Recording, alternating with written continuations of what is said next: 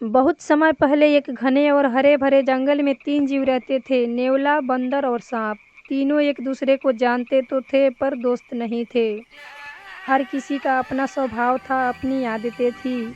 सांप बहुत चालाक था, वह पेड़ के पीछे झाड़ियों में छिप कर रहता था और मौका मिलते ही किसी भी जानवर को डराकर रास्ता खाली करवा लेता था। एक बार सांप ने देखा कि जंगल के बीचों बीच एक बड़ा सा आम का पेड़ है, जिस पर मीठे मीठे फल लगे हैं। वहीं पेड़ जो बंदर का घर था। बंदर आम तोड़कर रोज खाता और मजे करता था। सांप बोला, अगर मैं इस पेड़ को अपना ठिकाना बना लूं तो बंदर को डराकर भगा सकता हूँ। शाम होते ही सांप धीरे धीरे पेड़ की ओर बढ़ा।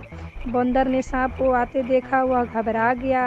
अरे, यह सांप तो मुझे पेड़ से उतारकर कहीं काट न दे। डरा हुआ बंदर तुरंत नीचे कूदा और जंगल के दूसरे हिस्से भाग गया। लेकिन कुछ देर बाद उसने अपने घर, अपने पेड़ और अपने आम याद आने लगे। उसने सोचा, मैं डरकर हमेशा नहीं भाग सकता हूँ, कुछ तो करना पड़ेगा। तभी उसे याद आया कि पास के झाड़ियों में एक नेवला रहता है, जो सांप का पुराना दुश्मन है। बंदर भागते भागते नेवले के पास पहुँचा। भाई नेवला, मेरी मदद करो, सांप ने मेरा पेड़ छीन लिया है। नेवला ने तो पहले चौंका, फिर बोला, सांप और चालाकी, मैं उसको सबक सिखाऊंगा। नेवला तुरंत निकल पड़ा। जैसे ही नेवला पेड़ के पास पहुंचा, उसने देखा कि सांप पेड़ की टहनी पर अपना फैन फैलाए बैठा है। सांप फुफकार कर पूछा, यहाँ क्यों आया है नेवले? यह पेड़ मेरा है। नेवला भी पीछे हटने वाला नहीं था। नेवला ने बोला कि जंगल में कोई भी पेड़ किसी का नहीं होता है, सब मिलजुल कर रहते हैं। दोनों के बीच जोरदार लड़ाई शुरू हुई। झाड़ियों में खड़खड़ाहट, पत्तियों के सरसराहट, फन का फुफकारना और नेवले की तेज छलांगे। बंदर दूर से यह सब देख रहा था और कांप रहा था।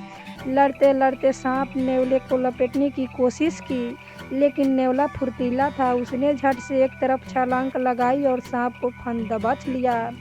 सांप चीख उठा, छटपटा उठा, लेकिन नेवला ने उसे जमीन पर पटकते पटकते जंगल के बाहर की ओर खदेड़ दिया। कुछ देर बाद सांप थक गया और बोला, ठीक है, मैं जा रहा हूँ, लेकिन दोबारा इस पेड़ पर नहीं आऊँगा। बंदर खुश होकर पेड़ से नीचे आया और नेवले को गले लगा लिया।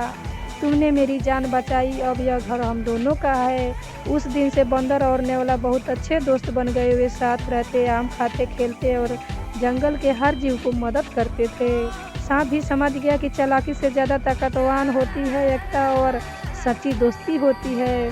इसलिए कहते हैं कि मिलजुल कर हमेशा रहने से अच्छा होता है, और चालाकी, धोखा कभी सफलता नहीं देती। बुराई कितनी भी बड़ी क्यों ना हो, अगर हम एकता बनाकर रहेंगे तो मुश्किल से मुश्किल काम भी आसान हो जाता है।